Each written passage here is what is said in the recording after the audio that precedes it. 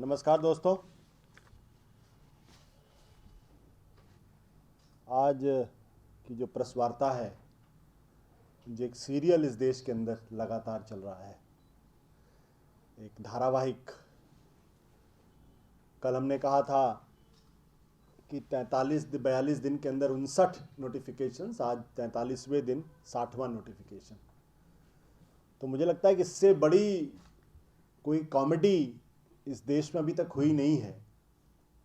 लेकिन ये बड़े दुर्भाग्य की बात है कि मोदी जी की इस कॉमेडी की वजह से लोगों को की तकलीफ लगातार बढ़ती जा रही है।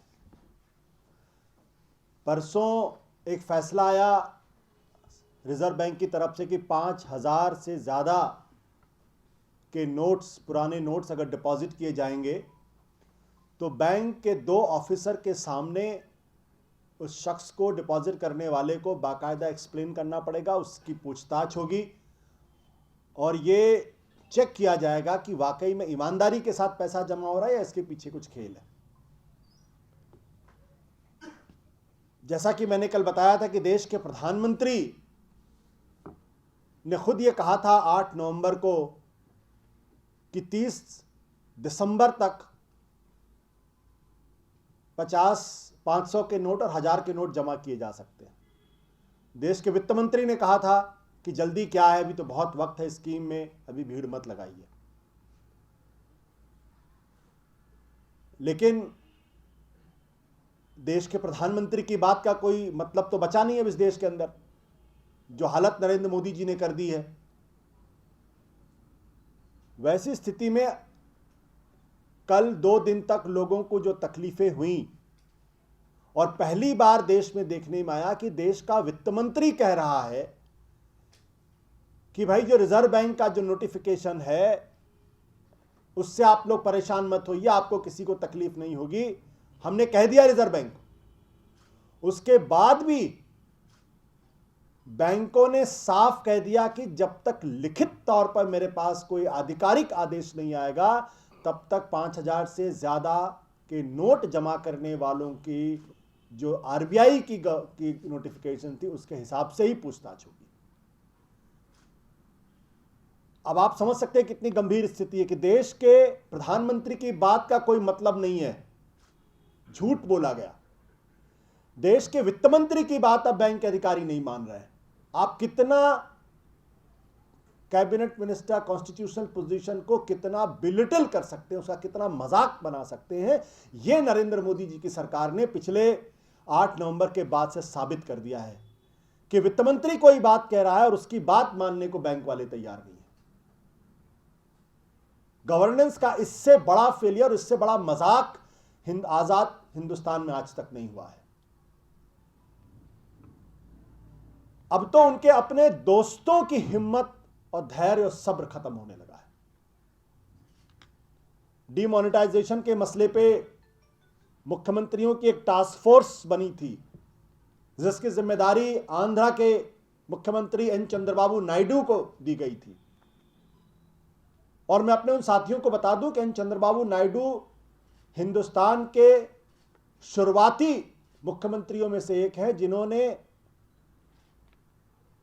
गवर्नेंस के अंदर इंटरनेट, जब कोई हिंदुस्तान को सोचता नहीं था, तब से उनको लागू करने के बारे में जिसे कहते हैं कि शुरुआती लोग आदमी थे वो। ई गवर्नेंस मुख्यमंत्री जब वो 1998 के दौर में थे तब उन्होंने ई गवर्नेंस को देश के अंदर लाने वाले नेता वो थे। उनकी हिम्मत टूट गई और उन्होंने ये कहा है कि मैं कितना भी सर फोड़ लूं, समस्या बढ़ती जा रही है, उसका कोई समाधान नजर नहीं आ रहा। अब तो देश के प्रधानमंत्री को जो है इस बारे में कुछ सोचना चाहिए। प्रधानमंत्री जी के एक दूसरे दोस्त है स्वपन दास गुप्ता। आप लोगों ने देखा होगा पिछले न जाने कितने सालों से मोदी जी के गुणगान करने में उन्होंने कोई कसर छोड़ी नहीं, कभी गलत से गलत चीज को डिफेंड करने की कोशिश की। उन्होंने भी ट्वीट किया और यह कहा कि new caveats on depositing old notes till December 30 was unnecessary. and will undermine people's faith in government assurance, a terrible last move. मैंने दुश्मनों की तो बात तो छोड़ दीजिए, आलोचकों की बात तो छोड़ दीजिए। आम आदमी पार्टी तो पहले दिन से कह रही है कि अपने आप में देश के साथ बहुत बड़ा मजाक किया गया है। अब उनके अपने दोस्त कह रहे हैं कि भाई अब तो बंद करो इसको, अब बंद करो इसको। आम आदमी पार्टी कहती है कि अभी 10 दिन बचे हुए हैं। देश के प्रधानमंत्री नरेंद्र मोदी जी को अपनी गलती का एहसास होना चाहिए और राष्ट्र को पिछले 43 दिनों में जिस मुसीबत में, जिस मुश्किल में डाला है, उसके लिए उन्हें राष्ट्र से माफी मांगनी चाहिए और इस योजना को वापस लेना चाहिए। यही राष्ट्र के हित में, देश के हित में यही बात है। क्योंकि जो हालत हो गई है, 100 से ज्यादा लोगों का जीवन जा चुका है, 100 से ज्यादा लोगों की मृत्यु हो चुकी है इस मामले में। मैंने कल भी कहा था, यह क्रूर सरकार है जिसके ऊपर लोगों की मृत्यु का कोई असर ही नहीं पड़ता। वेनेजुएला में एक आदमी की मौत हुई नोटबंदी की वजह से, और उन्होंने अपना नोटबंदी का कार्यक्रम 1 हफ्ते के अंदर वापस ले लिया। यहां 100 से ज्यादा लोगों की मृत्यु हो चुकी है और बीजेपी का एक भी आदमी जो है, सरकार का एक भी आदमी उसके ऊपर कोई संवेदना व्यक्त करने के लिए तैयार नहीं। बल्कि यह कहा जा रहा है, एक मंत्री ने यह कहा कि जो लाइन में खड़े हुए हैं सबके सब ब्लैकमेलर्स हैं, सब ब्लैक मार्केटियर्स हैं। तो आम आदमी पार्टी ये जो रोज का जो ड्रामा, जो मजाक चल रहा है, जो प्रधानमंत्री जी से कहती है कि इसको फौरन बंद करिए, राष्ट्र के से माफी मांगिए कि हमसे गलती हुई, राष्ट्र में बहुत सदाशयता है, वो माफ कर देगी, यह आम आदमी पार्टी का कहना है। कुछ और बातें हैं जो दिलीप जी करेंगे। दोस्तों, 105 के आसपास जो मौतें अभी तक रिपोर्ट हुई हैं, देश के प्रधानमंत्री माननीय नरेंद्र मोदी जी द्वारा लाए गए आर्थिक आतंकवाद की वजह से हुई हैं। और 50 दिन के वायदों का एक तरह से आज से काउंटडाउन शुरू हो रहा है, 9, 8, 7, 6, 5, 4, 3, 2, 1, 0 करके। और देश इस उम्मीद में है कि 50 दिन बाद काला धन रखने वाला जो अमीर गरीब होने वाला था वो गरीब हो जाएगा, ईमानदार आम आदमी जो गरीब था वो अमीर होने वाला है, वो अमीर हो जाएगा। इस उम्मीद में खड़ा है। ऐसी स्थिति में एक गंभीर कदम उठाया है इस तकलीफ को, इस दौर को और बढ़ाने के लिए माननीय मोदी जी के कैबिनेट ने। माननीय मोदी जी का जो कैबिनेट है वो एक अध्यादेश लाने की मुहिम में है, और वो अध्यादेश the payment of wages act, इसके सेक्शन 6 को, 6वें सेक्शन को मॉडिफाई करने के लिए है। और इसको मॉडिफाई करने के बाद सभी औद्योगिक संस्थान, फैक्ट्रियां, ऑर्गेनाइजेशंस बाध्य होंगे अपने कर्मचारियों को चेक से पेमेंट करने के लिए। अच्छा कदम है,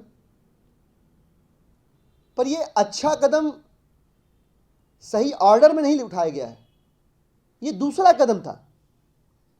पहला कदम आपका महानुभाव यह होना चाहिए कि आप पहले आदेश दें, आप इस प्रकार का कोई अध्यादेश लाएं, कोई कानून लाएं कि सभी कर्मचारियों की पहले बैंक अकाउंट तो खुले। वो चेक हाथ में लेके उसका एक कोना काट के कैंची से वो दूध खरीदेगा, दूसरे कोने से सब्जी खरीदेगा, तीसरे कोने से राशन खरीदेगा, चौथे कोने से अपना बाकी का इंतजाम करेगा क्या वो चेक लेके हाथ में अपने नाम का। तो इस प्रकार के कदम उठाना यह दर्शाता है कि मोदी जी आज तक जो गुड गवर्नेंस का, मैक्सिमम गवर्नेंस का जो ढिढोरा पीट रहे थे, वो सब कुछ थोथा चना था, उसमें कोई सब्सटेंस नहीं था। आप आंख उठा के देखिए,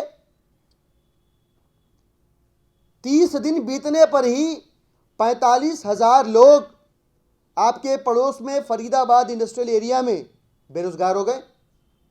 कल की खबर है, नोएडा के आसपास के इंडस्ट्रियल बेल्ट में 40% लोग बेरोजगार हो चुके हैं, निकाले जा चुके हैं, ले ऑफ हो चुके हैं। और ये एक बहुत एक छोटा सा नंबर है। पूरे देश के अंदर सिर्फ 4 करोड़ लोग ऑर्गेनाइज सेक्टर में काम करते हैं और 18 करोड़ से अधिक अनऑर्गेनाइज सेक्टर में काम करते हैं, जिनकी 78% इकोनॉमी कैश के इर्द गिर्द घूमती है। वो सारे नोटबंदी के इस खूनी कानून से परेशान हैं। अब देखिए, ये कोई मनगढ़ंत बात नहीं है, खबर छपी अखबारों में। दुख इस बात का है कि यदि मोदी जी से गुनाह हो गया, गलती हो गई, देश को सच क्यों नहीं बता रहे हैं? देश को सच्चाई क्या है? देश अर्थव्यवस्था के मामले में इस समय कहां खड़ा है? जिस तेजी से आर्थिक मंदी की ओर देश बढ़ रहा है, फियर ऑफ स्पेंडिंग का बिहेवियर कंज्यूमर्स में ऑब्जर्व किया जा रहा है। लोग खर्च नहीं कर रहे हैं डर के मारे कि पता नहीं पैसा कब मिलेगा, जिसका सीधा असर इनडायरेक्ट टैक्सेस पे होने वाला है, जिसका सीधा असर जीडीपी के स्लो डाउन होने पे होने वाला है।